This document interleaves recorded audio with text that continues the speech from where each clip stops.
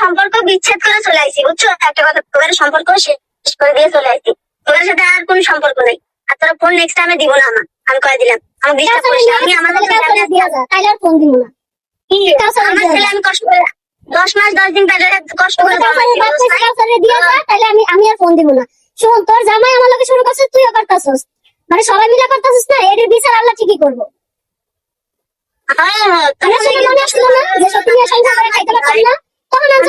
তখন তো লাফাইতে লাফাইতে নিয়ে আইছস, আর এখন কাহিনী শুরু করছস।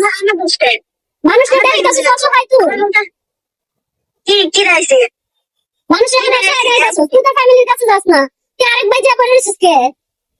যা তোর ফ্যামিলির কাছে। ফ্যামিলি ভালো না, তোরা ভালো। ও তুই একাই ভালো, ফ্যামিলিও ভালো। আমি একাই ভালো ভাই। এগুলো করতাছস, এগুলো করা তো কোনোদিনই ভালো হইনি। ভিক্ষা করে হলেও আমার বাচ্চাকে মানুষ করো ভাই, তাও তোদের সংসারে যাবো না, বুঝছো? কথায় আছে নারী সব পারে কিন্তু স্বামীর ভাগ দিতে পারে না। নারী তার শাড়ি দিয়ে দিতে পারে কিন্তু নারী তার স্বামীর ভাগ দিতে পারে না। এই যে দুই সতীন নিয়ে যে নয়ন ভাই সংসার করছে, এখন দেখুন সংসারের কি পরিস্থিতি। এই যে ছেলেটা যে নাই, নয়ন ভাই তো পুরো পাগলের মতো হয়ে গেছে যে তার কাউসার বাসায় নাই।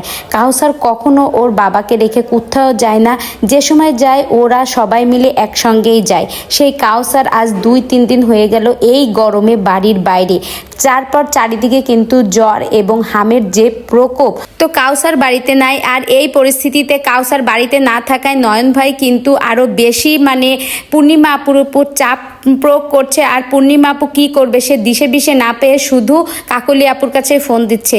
কাকলি আপু যে কোথায় আছে, তাকে যে আনতে যাবে সে ঠিকানাই তো পাচ্ছে না, তাহলে কি করে আনতে যাবে? আর এভাবে ফোন দিয়ে কিন্তু পূর্ণিমা আপু বারবার কাকলি আপুকে আসার রিকোয়েস্ট করছে। পূর্ণিমা আপু কিন্তু অনেকভাবে কাকলি আপুকে বোঝানোর চেষ্টা করছে, কিন্তু কাকলি আপু কিছুতেই বুঝার কোনো পাত্রী না। সেও জেদ ধরে বসে আছে যে সে আর ওই সংসারে ফিরবে না। যে সংসার, যে স্বামীকে সে দিয়ে দিতে পেরেছে, সেই সংসারে সে আর কিছুতেই ফিরবে না। বারবার শুধু এই সতীন নিয়ে যে অশান্তিটা, এই অশান্তি তার আর ভালো লাগতেছে না। তো এই ভিডিও আপনারা ভালো করে শুনলেই কিন্তু ব্যাপারটা বুঝতে পারবেন।